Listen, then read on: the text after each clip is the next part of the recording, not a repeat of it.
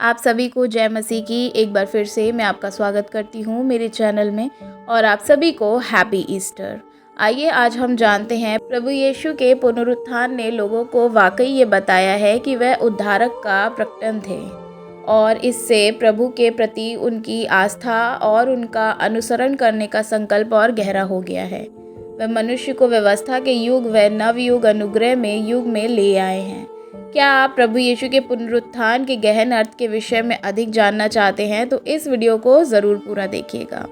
आइए कुछ वचन देखते हैं, जैसे कि मत्ती 16 अध्याय उसका 21 वचन इस प्रकार कहता है, उस समय से यीशु अपने चेलों को बताने लगा, मुझे अवश्य है कि यरूशलेम को जाऊं और प्राचीनों और प्रधान याजकों और शास्त्रियों के हाथ से बहुत दुख उठाऊं और मार डाला जाऊं और तीसरे दिन जी उठूं। और यीशु के दुख उठाने के बाद बहुत से पक्के प्रमाणों से अपने आप को उन्हें जीवित दिखाया और 40 दिन तक वह प्रेरितों को दिखाई देता रहा और परमेश्वर के राज्य की बातें करता रहा, जो कि हम देख सकते हैं प्रेरित 1 अध्याय उसके 3 वचन में। इसी प्रकार से प्रेरित 2 अध्याय उसके 24 वचन कहता है, परंतु उसी को परमेश्वर ने मृत्यु के बंधनों से छुड़ा कर जिलाया, क्योंकि यह अनहोना था कि वह उसके वश में रहता। इसके बाद हम देख सकते हैं प्रेरितों 2 अध्याय उसका 32 वचन, इसी यीशु को परमेश्वर ने जिलाया जिसके हम सब गवाह हैं। Praise the Lord. उसके बाद हम देख सकते हैं प्रेरितों 17 अध्याय उसका 31 वचन, क्योंकि उसने एक दिन ठहराया है जिसमें वह उसे मनुष्य के द्वारा धार्मिकता से जगत का न्याय करेगा। जिसे उसने ठहराया है वह उसे मरे हुओं में से जिलाकर ये बात का सब पर प्रमाणित कर दी है। इसके बाद हम देख सकते हैं प्रेरितों 26 अध्याय उसका 23 वचन कि मसीह को दुख उठाना होगा और वही सबसे पहले मरे हुओं में से जी उठकर हमारे लोगों में और अन्य जातियों में ज्योति का प्रचार करेगा। यह हमने कुछ परमेश्वर के वचनों से सीखा। प्रभु यीशु मसीह ने अपने पुनरुत्थान के बाद पहली चीज़ यह की कि उसने इस बात की पुष्टि करने के लिए कि वह मौजूद है और अपने पुनरुत्थान के तथ्य की पुष्टि करने के लिए अपने को सबके सामने प्रकट किया। इसके अतिरिक्त इस कार्य ने लोगों के साथ उनका संबंध उसी रूप से बहाल कर दिया जैसे वह तब था जब वह देह में कार्य कर रहा था। वह तो मसीह था जिसे वह देखा और छू सकते थे। इसका एक ही प्रमाण यह है कि लोगों ने इस बात पर कोई संदेह नहीं रहा कि सूली पर चढ़ाए जाने के बाद प्रभु यीशु मरकर पुनः जी उठा है और उन्हें मानव जाति को छुड़ाने के प्रभु यीशु के कार्य भी कोई संदेह नहीं रहा। दूसरा प्रमाण यह है कि पुनरुत्थान के बाद प्रभु यीशु ने लोगों के सामने प्रकट होने और लोगों को अपने को दिखाने और छूने देने के तथ्य में मानव जाति को अनुग्रह के युग में दृढ़ता से सुरक्षित किया और यह सुनिश्चित किया कि अब से इस कल्पित तथ्य के आधार पर कि प्रभु यीशु गायब हो गया था या बिना कुछ कहे छोड़कर चला गया, लोग व्यवस्था के पीछे युग में ना लौटें, क्योंकि हमारा यीशु जीवित है। इस प्रकार उसने सुनिश्चित किया कि वह प्रभु यीशु की शिक्षाओं और उसके द्वारा किए गए कार्यों का अनुसरण करते हुए लगातार आगे बढ़ते रहेंगे। इसी प्रकार अनुग्रह के युग में कार्यों में औपचारिक रूप से एक नया चरण खुल गया और उस क्षण से व्यवस्था के अधीन रह के लोग औपचारिक रूप से व्यवस्था से बाहर आ गए और उन्होंने एक नए युग में एक नई शुरुआत में प्रवेश किया।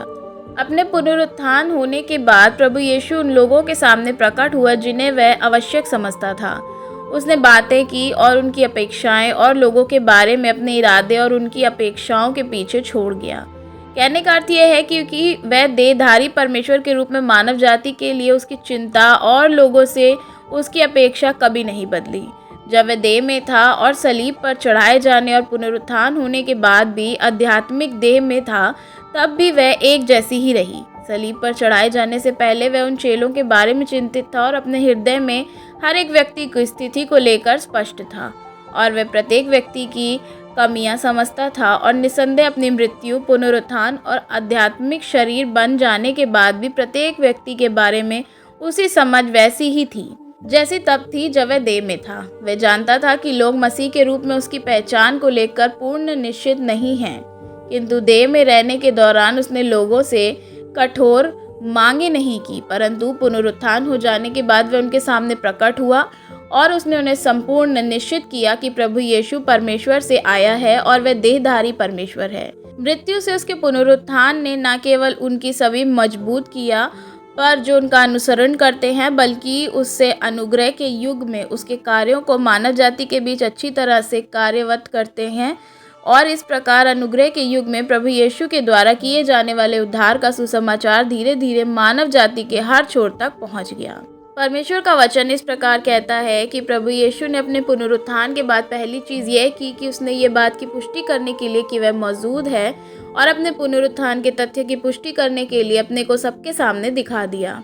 इसके अतिरिक्त इस कार्य ने लोगों के साथ उनका संबंध उसी रूप से बहाल कर दिया जैसे वह तब था जब वह देह में कार्य कर रहा था, जब वह मसीह था कि वह देख रहे और उसे छू सकते हैं। इसका एक परिणाम यह है कि लोग इस बात में कोई संदेह नहीं कर रहे कि वह सूली पर चढ़ाए जाने के बाद प्रभु यीशु मरकर पुनः जी उठे हैं। मैं आपको बताना चाहती हूँ, जैसे कि हम सबको पता है कि शुक्रवार को यानी कि गुड फ्राइडे को यीशु मसीह को क्रूस पर चढ़ाया गया था। उनके हाथों पैरों में कीलें ठोकी गई थी, उनके पांजर में भाला छेदा गया था। उस समय पृथ्वी बेडोल हो गई, चट्टानें टड़क गई और पवित्र लोगों की कब्रें खुल गईं कि वह पृथ्वी के नीचे के लोगों को भी प्रचार किया, और तीसरे दिन यानी कि रविवार के दिन वह दोबारा जी उठे। और हम जानते हैं कि इसीलिए हम ईस्टर मनाते हैं, यानी कि पुनरुत्थान का दिन मनाते हैं।